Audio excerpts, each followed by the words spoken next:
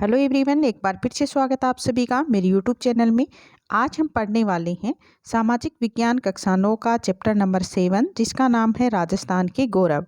तो जो राजस्थान के गौरव हैं, जो हमारा चैप्टर है राजस्थान के गौरव, इसको हमने पीछे की वीडियो में आधा है वो पढ़ लिया था, जिसके अंदर हमने पढ़ लिया था राजस्थान के जो जयानक हैं। इसमें हमने बप्पा रावल को पढ़ लिया था, पृथ्वीराज चौहान को पढ़ लिया था, महाराणा सांगा को पढ़ लिया था, मीराबाई को पढ़ लिया था और पन्ना अध्याय को पढ़ लिया था। यानी इसके जीवन के बारे में, इसकी जीवनी को हमने है वो पढ़ लिया था। हम पढ़ने वाले हैं वीर दुर्गादास राठौड़ को। तो इससे पहले गाइज, अगर आपने अभी तक मेरे चैनल को सब्सक्राइब नहीं किया है तो सब्सक्राइब वाले बटन पे जाके क्लिक करो और साथ में बेल आइकन की घंटी को भी प्रेस कर देना, ताकि मेरे आने वाले वीडियो का नोटिफिकेशन आपको मिलता रहे। तो अब हम पढ़ेंगे वीर दुर्गादास। तो मारवाड़ की वीर दुर्गादास में देशभक्ति और स्वामी भक्ति कूट कूट कर भरी हुई थी। ऐसे महान देशभक्त का जन्म है वो 1638 ईस्वी में महाराजा जसवंत सिंह के मंत्री आशकरण के यहाँ हुआ था। यानी जो वीर दुर्गादास हैं उसके अंदर देशभक्ति और स्वामी भक्ति है वो कूट कूट कर भरी हुई थी। और इनका जो जन्म है वो 1638 में महाराजा जसवंत सिंह के मंत्री आशकरण के हुआ था। आशकरण दुनेर का जागीरदार था। पत्नी से नाराजगी के कारण आशकरण ने दुर्गादास व पत्नी को अकेला छोड़ दिया और दुर्गादास अपनी मां के साथ लोणा के गांव में रहने लगा। शिवाजी की मां की तरह दुर्गादास की मां ने भी उनसे मारवाड़ के प्रति देशभक्ति की भावना कूट कूट कर भर दी तथा गांव में ही खेतीबाड़ी करने लगी। वीर दुर्गादास राठौड़ ने अपनी प्रतिभा के बल पर स्वामी भक्ति की मिसाल है वो कायम की और 1678 में जमरूद में जोधपुर के महाराजा जसवंत सिंह की मृत्यु हो गई थी। तो उस समय उसके कोई पुत्र नहीं था, लेकिन उसकी पत्नी गर्भवती थी। औरंगजेब मारवाड़ के उत्तराधिकारी के प्रश्न पर हस्तक्षेप करके वहां पर इंद्र सिंह को अपना कठपुतली शासक है वो बनाना चाहता था। तो इसी बीच 19 फरवरी 1679 को महारानी के पुत्र अजीत सिंह का जन्म हुआ, जिसकी सूचना बादशाह को भी पहुंच गई। लेकिन इस संबंध में औरंगजेब की नीयत साफ नहीं थी। उसने जोधपुर पर अधिकार कर लिया और विभिन्न स्थानों पर खजानों की तलाशी ली और 36 लाख रुपए के बदले अपने चाटुकार इंद्र सिंह को जोधपुर दे दिया। औरंगजेब ने मनसब के बहाने रानियों सहित राज परिवार को दिल्ली बुला लिया और औरंगजेब कुंवर अजीत सिंह को बुलाकर अपना बनाना चाहता था। तो जो राठौड़ सरदार औरंगजेब की इस कार्रवाई से प्रसन्न नहीं थे, यानी जो राठौड़ सरदार थे वो औरंगजेब की इस कार्रवाई से प्रसन्न नहीं थे। तो उन्हें बादशाह की नीयत में खोट दिखाई दी, यानी कुछ अच्छा नहीं लगा उसे, और वे चाहते थे कि अजीत सिंह राजपरिवार सहित जोधपुर पहुंच जाए। अजीत सिंह को सुरक्षित मारवाड़ पहुंचाने में राठौड़ दुर्गादास, पंचोली केसरी सिंह भाटी, रघुनाथ रणछोड़ दास और गोविंद दास सोत राठौड़ सूरजमल आदि को जिम्मेदारी सौंपी। तो ये सरदार बादशाह को खुला विरोध नहीं कर सकते थे, इसलिए उन्होंने कूटनीति से काम लिया और वीर दुर्गादास को योजना अनुसार सरदारों ने संकल्प किया कि अपने प्राणों की आहुति देकर भी वे राठौड़ राजपरिवार की रक्षा करेंगे और उन्हें सकुशल मारवाड़ पहुंचाएंगे। कुछ सरदार बादशाह को धोखे में रखने के लिए अपनी जागीर को छोड़ गए। कुछ सरदार दिल्ली के आसपास के क्षेत्र में रहें ताकि अजीत सिंह को मारवाड़ के लिए निकाल कर ले जाने वाले दल की मुगल सेना से रक्षा कर सके। वे दल का पीछा करने वाली मुगल सेना से लड़कर मर मिटेंगे। इस संपूर्ण योजना और सूझबूझ के पीछे वीर दुर्गादास राठौड़ का भी हाथ था, जिसने औरंगजेब की धूर्तता को उचित उत्तर देने की ये तरकीब सोची। अब वीर दुर्गादास है वो अपने सहयोगी राठौड़ सरदारों के साथ रूप सिंह की हवेली से बड़ी चालाकी से अजीत सिंह को लेकर मारवाड़ की ओर निकल गई और स्त्रियों को भी पुरुष वेश में ले जाया गया। बादशाह को इसकी जानकारी मिली तो शाही दल ने उनका पीछा किया और राठौड़ रणछोड़ दास ने इस दल से संघर्ष किया और अपने 17 सहयोगियों के साथ मारा गया। तब तक दुर्गादास काफ़ी आगे निकल गए और शाही दल भी आगे बढ़ा। इस प्रकार स्वयं दुर्गादास ने शाही दल को रोके रखा। तब तक राजपरिवार आगे बढ़ चुका था। संध्या समय होते होते शत्रुओं से बचकर दुर्गादास अजीत सिंह से जा मिला और शाही सेना कम संख्या में रह गई और दिल्ली लौट गई। तो इस प्रकार दुर्गादास राठौड़ की सूझबूझ और राठौड़ सरदारों ने बलिदान के बल पर अजीत सिंह सुरक्षित जोधपुर है वो पहुंच गया था। अब मारवाड़ मुगल संघर्ष में भी दुर्गादास की महत्वपूर्ण भूमिका रही थी।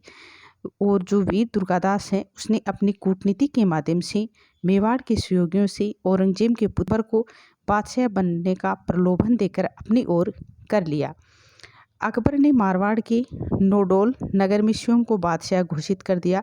औरंगजेब ने अकबर के विद्रोह को दबा दिया, लेकिन मुगलों के विद्रोह राठौड़ का संघर्ष है वो जारी रहा और 1707 ईस्वी में औरंगजेब की मृत्यु के बाद मारवाड़ पर राठौड़ों का पुनः अधिकार है वो स्थापित हो गया था। तो इस अधिकार को स्थापित करने में दुर्गादास की महत्वपूर्ण भूमिका है वो रही थी। दुर्गादास ने अकबर के पुत्र बुलंद अख्तर और पुत्री सफमुत्ती निशा को अपने पास रखकर धार्मिक सहिष्णुता का परिचय है वो दिया था। उनके लिए मुस्लिम शिक्षा दीक्षा की व्यवस्था की और ससम्मान उन्हें बादशाह के पास भी पहुंचाया था। तो मारवाड़ में अजीत सिंह से भी ज़्यादा सम्मान दुर्गादास का था और सरदारों की परिषद भी अजीत सिंह से अधिक दुर्गादास की सलाह का आदर है वो करती थी। इससे अजीत सिंह दुर्गादास से ईर्ष्या करने लगा और वह अप्रसन्न है वो रहने लगा। तो अजीत सिंह दुर्गादास की युद्ध नीति के अच्छे सुझावों का भी विरोध करने लगा। यदि अजीत सिंह दुर्गादास के सिद्धांतों पर चलता तो मुगल मारवाड़ संघर्ष में मारवाड़ की गौरवपूर्ण स्थिति होती। अजीत सिंह के नाराज हो जाने पर दुर्गादास जोधपुर छोड़कर उदयपुर मेवाड़ में आ गया और यहाँ महाराणा ने दुर्गादास को सम्मान सहित रखा और उसे विजयपुर की जागीर दी और 500 रुपये प्रतिदिन देने की व्यवस्था भी की। उसे रामपुरा का हाकिम भी बनाया। वहीं रहते हुए दुर्गादास की मृत्यु हो गई। उज्जैन में क्षिप्रा नदी के तट पर उनका दाह संस्कार है वो किया गया। अब है राव मालदेव। तो जिस प्रकार महाराणा सांगा महाराणा प्रताप ने मेवाड़ की शक्ति और प्रतिष्ठा में वृद्धि की थी, उसी प्रकार जो राव मालदेव हैं उनके नेतृत्व में जोधपुर मारवाड़ के राठौड़ों ने अपूर्व शक्ति है वो अर्जित की और उसने साम्राज्य का विस्तार कर मारवाड़ की सीमा दिल्ली के निकट तक पहुंचा दी। बाबर की मृत्यु के बाद दिल्ली की जो अस्थिरता का मालदेव ने लाभ उठाया, यानी बाबर की मृत्यु हो गई थी और मृत्यु के बाद जो दिल्ली की जो स्थिति थी यानी अस्थिरता थी, उसका मालदेव ने पूरा लाभ उठाया था। और सांगा की मृत्यु के बाद मेवाड़ में भी कुछ समय अस्थिरता रही। तो इस समय राजपूत शासकों ने मालदेव है वो शक्तिशाली था और मालदेव ने प्रारंभ में भद्रा, जून, रायपुर, नागौर, मेड़ता, अजमेर आदि पड़ोसी राज्यों पर अधिकार किया। बाद में चाटसू, फतेहपुर, टोडा, लालसोट पर भी अधिकार कर लिया था। बंगाल में शेरशाह व हुमायूं के मध्य संघर्ष का मालदेव ने लाभ उठाया और उसने हिंडौन तथा बयाना पर भी अधिकार कर अपनी सीमा का विस्तार है वो किया। इसके अतिरिक्त मालदेव ने सिवाना, सांचौर, जालौर पर अधिकार कर लिया था। मालदेव ने हुमायूं के प्रति सहयोग की नीति अपनाई। जिस समय मालदेव ने साम्राज्य विस्तार में व्यस्त था, यानी जिस समय है वो मालदेव अपने साम्राज्य का जो विस्तार है उसमें व्यस्त था, तो हुमायूं अपनी बादशाहत बचाने के लिए शेरशाह से संघर्ष कर रहा था। कन्नौज के युद्ध में शेरशाह से पराजय के बाद हुमायूं को पलायन करना पड़ा और अस्त्र की खोज में उसे इधर उधर भटकना पड़ा। मालदेव ने इस समय कूटनीति से काम लिया और शेरशाह के भावी संकट को लेकर मालदेव आशंकित था और शेरशाह की बढ़ती हुई शक्ति को देखकर युद्ध करने के लिए हुमायूं को 20,000 घुड़सवारों की सहायता का संदेश भिजवाया और उसकी सहायता की। शेरशाह व मालदेव दोनों के राज्य की सीमाएं मिल रही थी। तो मारवाड़ के शासक मालदेव की शक्ति को नष्ट करने की दृष्टि से शेरशाह ने 1543 ईस्वी में 80,000 सैनिकों की सेना मालदेव के विरुद्ध भेजी और मालदेव का शक्तिशाली राज्य शेरशाह के लिए एक चुनौती था। दोनों ने ही मोर्चाबंदी की। शेरशाह ने अपना पड़ाव बावरा व मालदेव ने गिरी नामक स्थान पर अपना पड़ाव है वो डाला और 1 माह तक पड़ाव ऐसे ही चलता रहा। कई बार तो शेरशाह परेशान होकर वापस लौटने की सोचता रहा। जब शांति से काम नहीं चला तो शेरशाह छल कपट की नीति पर आ गया और मालदेव व उसके सेनापतियों कूपा व जेता में फूट डालने के प्रयास भी किए। तो उसने कूपा के डेरे पर 20,000 रुपये भिजवाए और कंबल भेजने के लिए कहा। बाद में इन्हीं 20,000 रुपयों को जेता के डोरे में भिजवा दिए और कहलवाया कि सिरोही से तलवारें मंगा लेना। तो इसकी सूचना मालदेव के पास भी भिजवा दी। मालदेव शेरशाह के इस छल को समझ नहीं पाया और अपने सैनिकों पर अविश्वास कर लिया और बिना युद्ध किए ही 4 जनवरी 1544 की रात्रि को जोधपुर लौट आया। लेकिन जिन जेता कुपा पर अविश्वास किया था वे ही युद्ध मैदान में डटे रहे और शेष राठौड़ सरदारों के साथ 5 जून 1544 को सुमेल का प्रसिद्ध युद्ध हुआ और जेता और कुपा अपने 1200 सैनिकों के साथ इतनी वीरता से लड़ी कि अफगान सेना के पांव उखड़ने लगे। लेकिन इसी समय जलाल खां अतिरिक्त सेना लेकर आ गया और राजपूत सैनिकों को घेर लिया और जेता कुपा वीर गति को प्राप्त हो गए।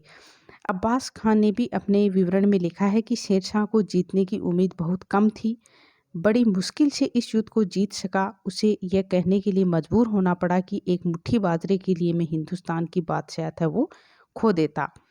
मालदेव को केवल मारवाड़ में ही नहीं अपितु भारतीय इतिहास में भी एक महत्वपूर्ण स्थान प्राप्त है और उसने अपने छोटे से राज्य को विशाल मारवाड़ साम्राज्य के रूप में परिणत किया और उसके राज्य में 58 परगने थे। उसने 52 युद्ध करके ये विशाल साम्राज्य स्थापित किया, पर भी मालदेव की मृत्यु के बाद ही जोधपुर पर अधिकार कर पाया। और वीर होने के साथ साथ मालदेव दानी पर्वती का भी व्यक्ति था।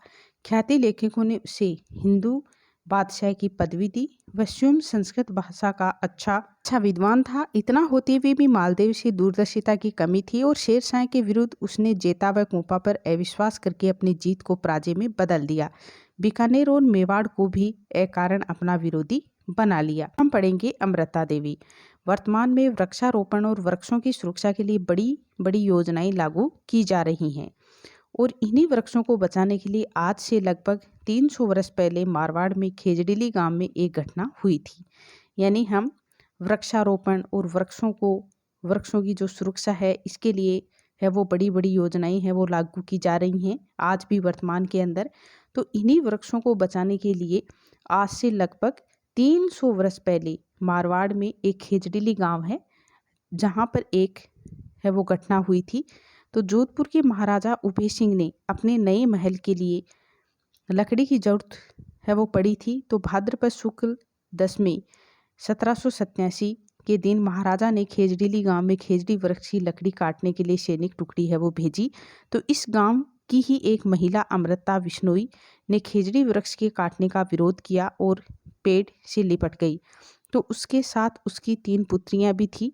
तो अमृता देवी ने कहा कि वृक्ष की रक्षा के लिए वह स्वयं की जान भी देने को तैयार है। तो उसने ये कहते हुए सिर आगे कर दिया और सिर है वो साटे रूख रहे तो भी सस्तो जान, यानी सिर के बदले वृक्ष बच जाता है तो भी सस्ता सौदा है। और उसकी 3 पुत्रियां भी यही स्थिति हुई, यानी जो उनकी 3 पुत्रियां थी उनकी भी यही स्थिति थी। उन्होंने भी यही कहा और महाराजा के सैनिकों ने विरोध करने पर अमृता देवी उसकी पुत्रियों के सिर है वो धड़ से अलग कर दिया, यानी उनकी हत्या कर दी गई। तो उस दिन मंगलवार था जो कि काला मंगलवार के नाम से जाना जाता है और महाराजा के सैनिकों द्वारा वृक्ष काटने के विरोध में 363 अन्य विष्णुई भी महाराजा के सैनिकों के हाथों इसी तरह है वो मारे गए और विष्णुई धर्म में वृक्ष काटना है वो निषिद्ध है। तो इस घटना से वातावरण है वो उत्तेजित हो गया और वहाँ उपद्रव की स्थिति है वो हो गई और गिरधरदास भंडारी के नेतृत्व में वृक्ष काटने वाली पार्टी को भी इससे गहरा आघात हुआ, यानी उसे भी काफ़ी ज़्यादा है वो नुकसान हुआ था और वे अपना मिशन छोड़कर जोधपुर आ गए और महाराजा को पूरा घटनाक्रम बताया। तो महाराजा ने तुरंत वृक्ष की कटाई रोकने का आदेश दिया और इस क्षेत्र को वृक्ष व जानवरों के लिए संरक्षित क्षेत्र है वो घोषित कर दिया। खेजड़ी वृक्ष की रक्षा के लिए सामूहिक रूप से अपने प्राणों की बलि देना विश्व में एक अनूठी घटना है और खेजड़ीली गांव में अमृता देवी व शहीदों की स्मृति में अब एक स्मारक है वो बना हुआ है। विश्नोई जाति के लोग हिरणों की भी इसी तरह से रक्षा करते हैं। अब हम पढ़ेंगे महाराणा सूरजमल के बारे में। महाराजा बदन सिंह की मृत्यु के बाद उसका पुत्र सूरजमल जाट 1756 ईस्वी में भरतपुर का शासक है वो बना था और राजनीतिक कुशलता एवं कुशाग्र बुद्धि के कारण उसे जाट जाति का प्लेटो भी कहा जाता है और आगरा, मेरठ, मथुरा, अलीगढ़ आदि उसके राज्य में सम्मिलित हैं। सूरजमल अन्य राज्यों की तुलना में हिंदुस्तान का शक्तिशाली शासक था और उसकी सेना में 1500 घुड़सवार और 25,000 पैदल सैनिक थे। उन्होंने अपने पीछे 10 करोड़ का सैनिक खजाना है वो छोड़ा। तो मराठा नेता होलकर ने 1754 ईस्वी में कुम्हेर पर आक्रमण कर दिया और महाराजा सूरजमल ने निजामुद्दौला द्वारा अहमद शाह अब्दाली के सहयोग से भारत को मजहबी राष्ट्र बनाने की कोशिश को भी विफल कर दिया, जिसने अफगान सरदार असद खां, मीर बख्शी, सलावत खां आदि का दमन किया और अहमद शाह अब्दाली सन 1757 में दिल्ली पहुंच गया और उसकी जो सेना है उसने ब्रज के तीर्थ को नष्ट करने के लिए आक्रमण किया। तो इसको बचाने के लिए केवल मात्र सूरजमल ही आगे आया और उसके सैनिकों ने अपनी कुर्बानी दी। अब्दाली पुनः लौट आया। जब सदाशिव राव भाऊ अहमद शाह अब्दाली को पराजित करने के उद्देश्य से बढ़ रहा था, तभी स्वयं पेशवा बालाजी बाजीराव ने भाऊ को परामर्श किया और उत्तर भारत में प्रमुख शक्ति के रूप में उभर रहे सूरजमल का सम्मान करते हुए उसके परामर्श पर ध्यान दिया जाए, लेकिन भाऊ ने युद्ध संबंधी इस परामर्श पर ध्यान नहीं दिया और अब्दाली के हाथों पराजित हुआ और इस युद्ध में मराठों को भारी क्षति उठानी पड़ी।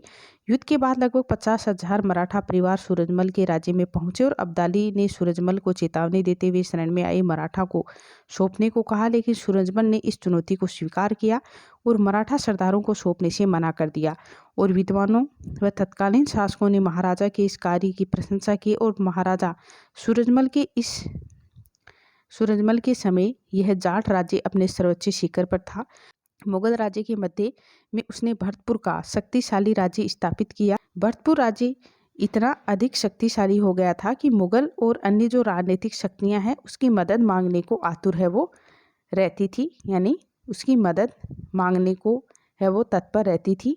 अब हम पढ़ेंगे गोविंद गुरु को। वागड़ क्षेत्र डूंगरपुर बांसवाड़ा में गोविंद गुरु ने भीलों के सामाजिक और नैतिक उत्थान के लिए अथक प्रयास किए और वे महान समाज सुधारक थे। गोविंद गुरु का जन्म 20 दिसंबर 1858 डूंगरपुर राज्य के बसिया गांव में हुआ था और 1880 में स्वामी दयानंद सरस्वती जब उदयपुर आए तो गोविंद गुरु उसके विचारों से प्रभावित थे और उन्होंने भील समाज में सुधार और जन जागृति का महत्वपूर्ण कार्य है वो शुरू किया और मद्यपान या मांस का सेवन त्याग दिया। उन्होंने बनवासी बंधुओं के मध्य एक बड़ा स्वाधीनता आंदोलन शुरू किया और यह आंदोलन इतना प्रभावशाली था कि इसे अंग्रेज राजे महाराजे जंगलों के फैले हुए विदेशी पादरी सब है वो घबरा गए और भीलों को सामाजिक दृष्टि से संगठित करने और मुख्य धारा में लाने के लिए संत सभा की स्थापना की। तो इसके साथ ही भीलों का हिंदू धर्म में दायरे में रखने के लिए भगत पंथ की स्थापना की और गुरु गोविंद गुरु ने संत सभा के माध्यम से ईडर डूंगरपुर बांसवाड़ा गुजरात में भीलों को सामाजिक जागृति का है वो संचार। इससे प्रशासन संशकित हो गया और भीलों को भगत पंथ छोड़ने के लिए दबाव बनाया जाने लगा और तत्काल शासन ने जब भीलों का कृषि कार्य और बेकार करने के लिए विवश किया जाने लगा और जंगल में उनके मौलिक अधिकारों से वंचित किया गया तो वे आंदोलन के लिए विवश हो गए और गुरु गोविंद ने शिक्षा का प्रसार, समाज सुधार का संदेश। अंग्रेजों की आशंका थी कि इन सुधारों व संगठन का जो मुख्य उद्देश्य है वो भील राज्य की स्थापना करना है। तो अप्रैल 1913 में डूंगरपुर राज्य द्वारा गोविंद गुरु को पहले गिरफ्तार किया और फिर उन्हें है वो रिहा कर दिया गया। रिहा होने के बाद गुरु गोविंद है वो मानगढ़ पहाड़ी पर चले गए। बांसवाड़ा राज्य की सिपाहियों की पिटाई कर दी और पहाड़ी पर हमला कर दिया। मानगढ़ की पहाड़ी पर भीलों का प्रथम सम्मेलन हुआ और अश्विन शुक्ल पूर्णिमा को प्रतिवर्ष संत सभा का अधिवेशन होने लगा और इसी क्रम में 17 नवंबर 1913 को संत सभा का सम्मेलन है वो मानगढ़ की पहाड़ी पर हुआ और बड़ी संख्या में लोग है वो उपस्थित हुए। बांसवाड़ा, ईडर व डूंगरपुर की सरकार चौकन्नी हो गई और एजीजी की स्वीकृति के साथ ही 6 से 10 नवंबर के मध्य मेवाड़ भील कोर की 2 कंपनियां, बेलेजली राइफल्स की एक कंपनी तथा जाट रेजिमेंट पहाड़ी पर पहुंच गई और जाते ही गोलियां बरसाना है वो शुरू कर दिया। तो सरकारी आंकड़ों के अनुसार इसमें 1500 भील मारे गए और भगत आंदोलन को कुचल दिया गया और गोविंद गुरु को भी 10 वर्ष का कारावास है वो हुआ था। और यद्यपि इसमें भीलों की बहुत बड़ी राजनीतिक महत्वाकांक्षा नहीं थी, अंग्रेजों व शासकों ने इसे चुनौती माना और उन्हें बहाना मिल गया और निर्दोष लोगों को गोलियों से भून दिया गया और ये घटना राजस्थान का जलियांवाला बाग कांड के नाम से जानी जाती है। गोविंद गुरु हिंसात्मक आंदोलन के पक्षधर थे। इस आंदोलन से भीलों के साथ साथ समाज के अन्य वर्गों में भी है वो जागृति उत्पन्न हुई। इसके बाद भीलों ने शासकीय अत्याचार और अनावश्यक कार्यों के विरुद्ध आवाज़ उठाना है वो प्रारंभ कर दिया और अंग्रेजों और रियासतों दोनों को इसका सामना करना पड़ा। अब है कालीबाई। कालीबाई भील डूंगरपुर जिले के रास्तापाल की रहने वाली थी और 1942 में भारत छोड़ो आंदोलन की घोषणा के बाद से भी औपनिवेशिक शासन के खुले विरोधी हो गए थे और जो भोगीलाल पांड्या है, शोभालाल गुप्ता और माणिक्यलाल वर्मा के सहयोग से डूंगरपुर सेवक संघ की स्थापना की गई और ये संगठन दलित और आदिवासियों के लिए स्कूल चलाता था। तो अंग्रेजों के दबाव में डूंगरपुर राज्य में इस प्रकार के विद्यालयों के संचालन की मनाही थी। तो प्रजामंडल के अन्यायपूर्ण तरीके से विद्यालयों को बंद करने का विरोध किया और औपनिवेशिक शासक की समाप्ति की मांग की और प्रजामंडल के कार्यकर्ताओं पर डूंगरपुर नरेश द्वारा अत्याचार किया जाने लगा और उन्हें है वो जेल भेज दिया गया। इसी प्रकार एक विद्यालय नाना भाई खांट के घर पर संचालित था। तो राज्य सरकार 19 जून 1947 को रास्ता पाल आई और नाना भाई खांट के विद्यालय बंद करने से मना कर दिया। यानी जो नाना भाई खांट है उसने विद्यालय बंद करने से मना कर दिया था। इसने बर्बरतापूर्वक नाना भाई खांट की पिटाई कर दी और उन्हें जेल भेज दिया। तो पुलिस की चोटों से है वो नाना भाई खांट की मृत्यु हो गई। तो इससे असंतोष की भावना में और वृद्धि हुई और पुलिस ने विद्यालय के अध्यापक शेंगा भाई भील को इसलिए मारना आरंभ कर क्योंकि उसने नाना भाई की मृत्यु के बाद विद्यालय में अध्यापन जारी रखा था और अध्यापक को पुलिस ने अपने ट्रक के पीछे बांध दिया और इसी अवस्था में उसे है वो घसीटते हुए रोड पर ले गए।